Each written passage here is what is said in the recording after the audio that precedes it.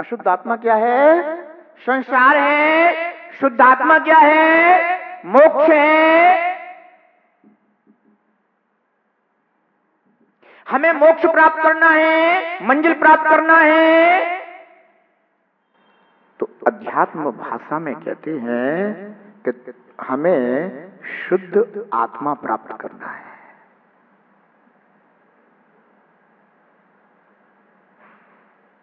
समझ गए ना?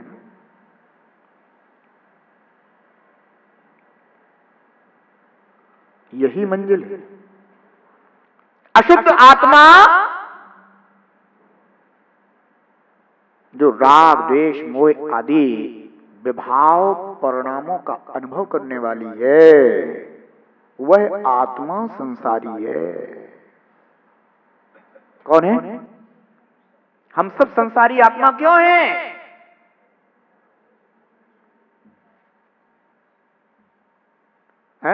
हम सभी संसारी आत्मा क्यों? क्योंकि हम अभी राग, द्वेष, मोह आदि जितने भी विभाव परिणाम हैं, इन परिणामों का अनुभव करने वाली अशुद्ध आत्मा है, इसलिए हम संसारी आत्मा हैं।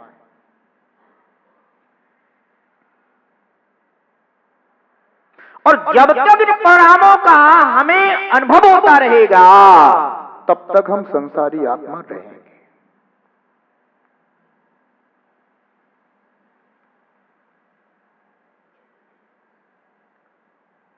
इन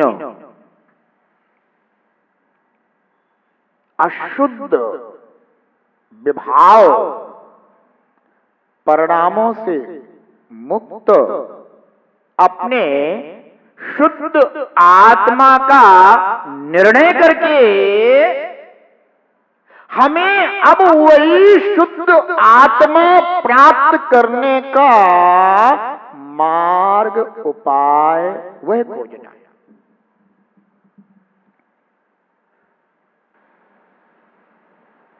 समझ गए ना?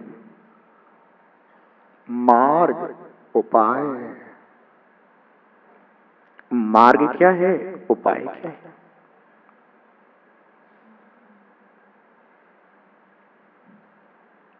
जिनेंद्र देव ने दो मार्ग कहे, निश्चय मार्ग, एक व्यवहार मार्ग। निश्चय मार्ग आत्मा के आश्रित है। व्यवहार मार्ग यह जो हमने अनादि से इस संसार रचा है, वे आश्रय स्थान अभी छूटे नहीं। तो उन आश्रय स्थानों को छोड़कर जो हमें उपलब्ध होता है, व्रत का मार्ग, वह व्यवहार मार्ग है।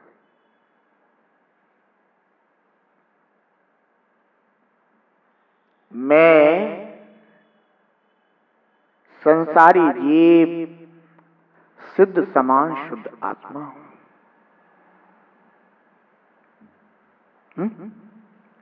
क्या कहता है?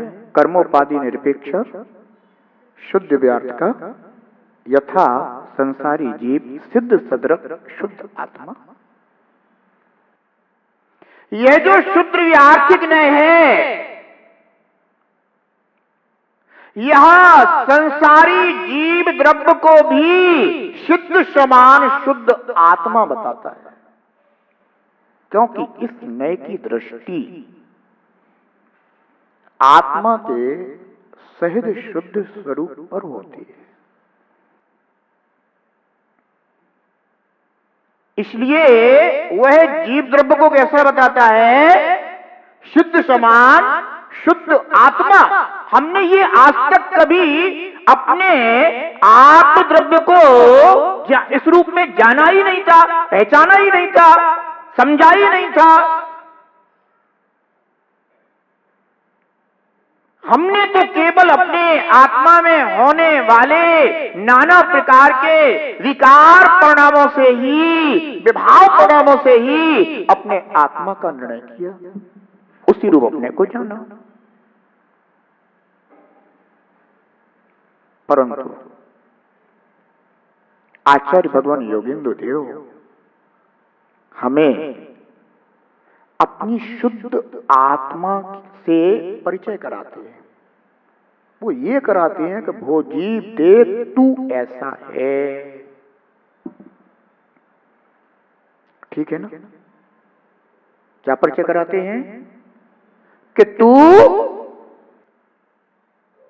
इस तरह से शुद्ध आत्मा है। किस तरह? किस तरह? इसका समाधान अपन गाथा नंबर 59 में देखते हैं। जे हऊ शुद्ध आया तुझिय ते हऊ अपाबो तु आया सो बीजो जड़ो जानी जिय अपाचे अणुबंतु। हे जीव, जैसे आकाश शुद्ध है। कैसा है आकाश? शुद्ध है।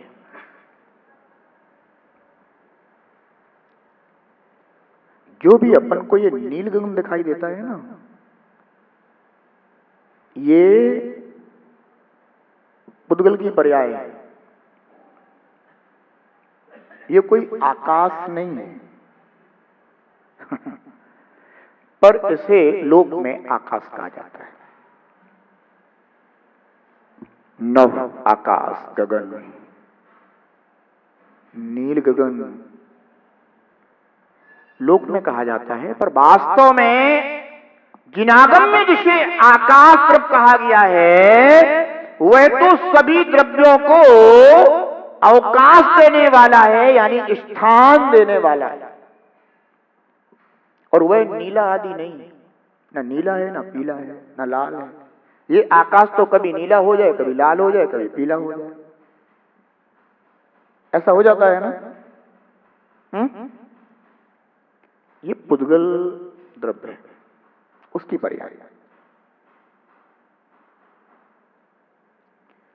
पर कोई बात नहीं, लोक में जैसे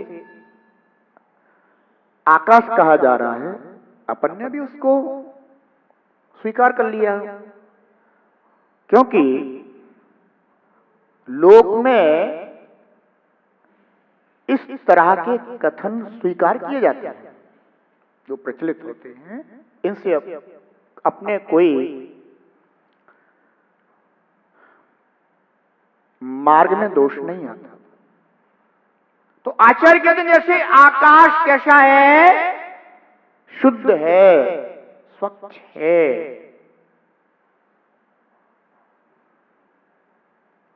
आकाश में जैसे बादल आदि आ जाते हैं, मेघ आदि आ जाते हैं, तो वे आकाश को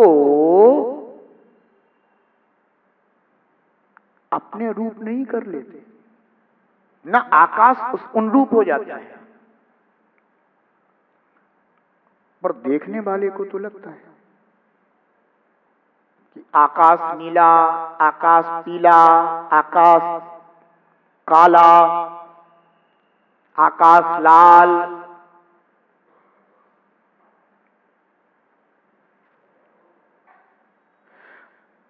किसी ने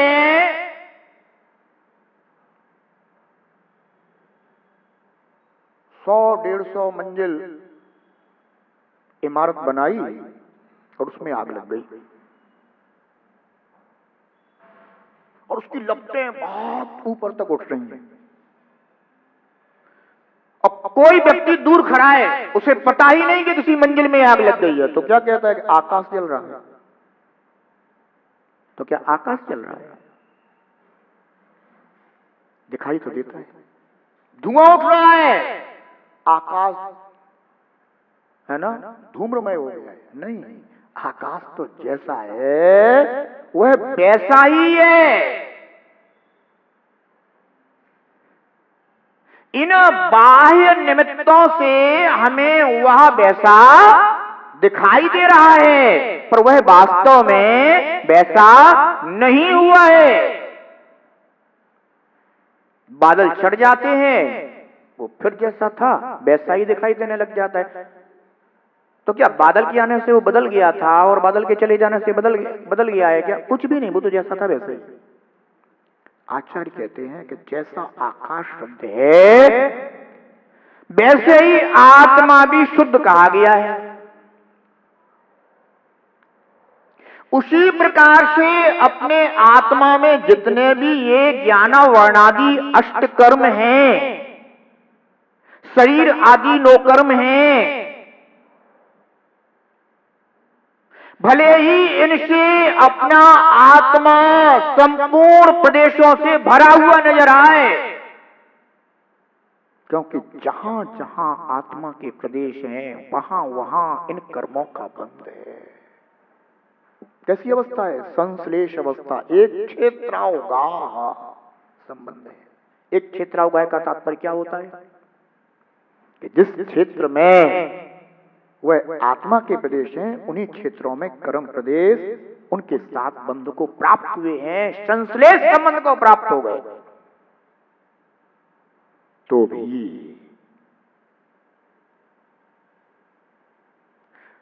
आत्मा अपने चेतन स्वरूप में ही है और ये ज्ञानावरणादि कर्म जड़ थे, जड़ हैं और जड़ ही रहेंगे।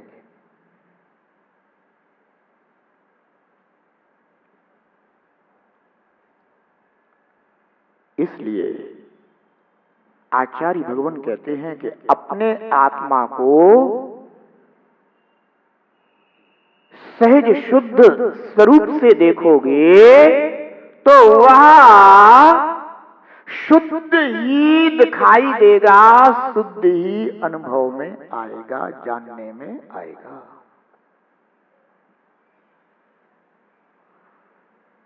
तो जैसे आकाश शुद्ध है वैसे ही वो जीव अपने आत्मा को भी शुद्ध कहा गया है। दोनों में अंतर केवल इतना है, कितना अंतर है कि आकाश तो जड़ है, अजीब है, अचेतन है और आत्मा चेतन है, सजीव है। समझ में आ गया? ध्यान रखना।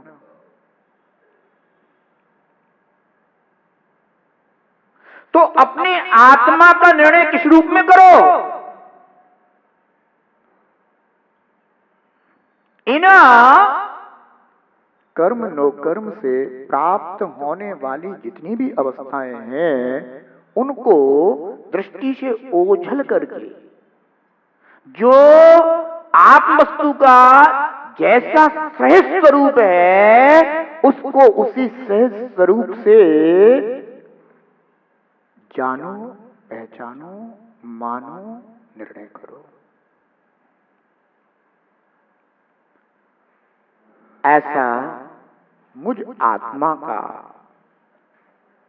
शुद्ध स्वरूप जब निर्णय में आता है तो मैं आत्म द्रव्य भी शुद्ध नजर आता हूं। तब आचार्य कहते हैं तो संसारी जीव सिद्ध सदृश शुद्ध आत्मा। यह संसारी जीव भी सिद्धों के समान शुद्ध आत्मा है। ये कौन कहता है? शुद्ध द्रव्यार्थिक नय, उसकी दृष्टि है।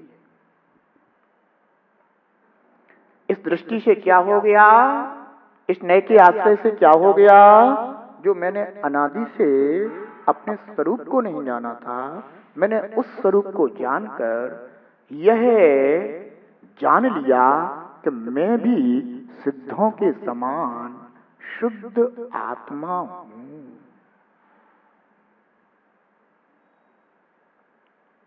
अब एक बात बताना कि तुम भी सिद्धों के समान शुद्ध आत्मा हो तो क्या वैसे ही हो चुके हो? ये नए ने हमें निर्णय कराया है। नए क्या कराते हैं? अपने को निर्णय कराते हैं। इस नए ने आपको यह बता दिया कि अगर तुम मार्ग को प्राप्त करोगे तो शुद्ध समान शुद्ध आत्मा अवस्था को प्राप्त कर लोगे। इस नए ने अपनी आत्मा की शक्ति रूप अवस्था का सिद्धांत कराया है। इस नए ने अपने को कारण परमात्मा का बोध कराया है। समझ गए ना? तो मैं शुद्ध समान शुद्ध आत्मा कौन? संसारी जीव।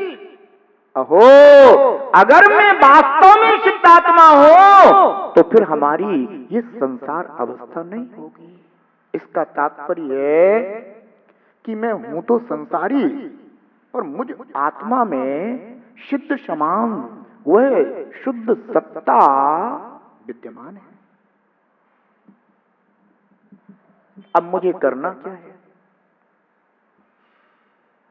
अब मंजिल का अगर अपने को निर्णय हो गया, मंजिल का बोध हो गया, तो अब मुझे वही मंजिल तो प्राप्त करना है। अब मुझे मोक्ष तो प्राप्त करना है। अब मुझे सिद्ध समान नहीं, सिद्ध ही बनना है। क्या? अब हमारे साथ समान ना लगे भगवान। अभी तो मुझे कहा जाता है कि सिद्ध समान, सिद्ध समान, सिद्ध समान। अरे सिद्ध समान नहीं, अब तो मैं ये अनुभव करना चाहता हूं, सिद्ध भगवान, सिद्ध भगवान, सिद्ध भगवान।